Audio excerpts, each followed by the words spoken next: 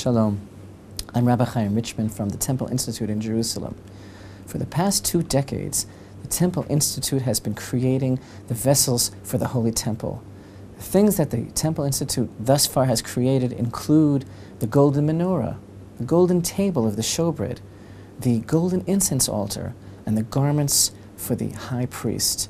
And this is actually like the first stage of the rebuilding of the Holy Temple itself. These things are not models or copies or replicas. They're actually real, they're kosher for use, they're made according to all of the biblical requirements, and they can be used in the coming temple. And I'd like to share with you this very moment, very exciting moment, when we are revealing for the first time the newest vessel that has been created now for use in the soon-to-be rebuilt Holy Temple.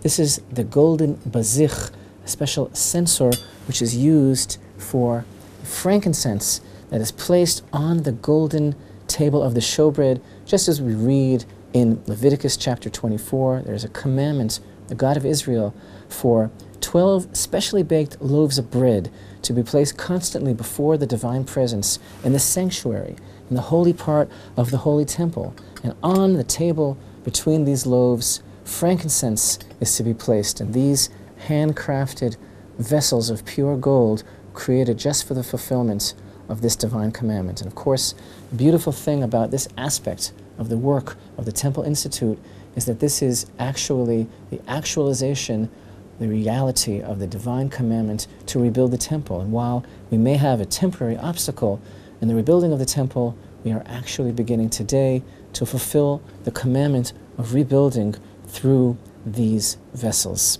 And so this is actually a time when we see the redemption drawing closer and closer, the people of Israel fulfilling their role of the beginning of the rebuilding of the Holy Temple. And I just want to share with you a beautiful story of how this was created actually through the contribution of a very beautiful, very righteous, very spiritual individual who came forward and donated personal gold for the construction of these vessels, just as we find in Exodus chapter 25, where Hashem, the God of Israel, says to Moses, "Speak to the children of Israel and tell them, whoever has a heart that is willing to contribute towards the Holy Temple, let that person do so." And it's really interesting to note that many times throughout the Torah, the word heart is used in reference to the contributions for the rebuilding of the Holy Temple, because God is looking for those that are sensitive in spirit, that want to participate in the program, that believe that the temple must be rebuilt in order for the restoration of the honor and the sovereignty of God to be brought back to the world.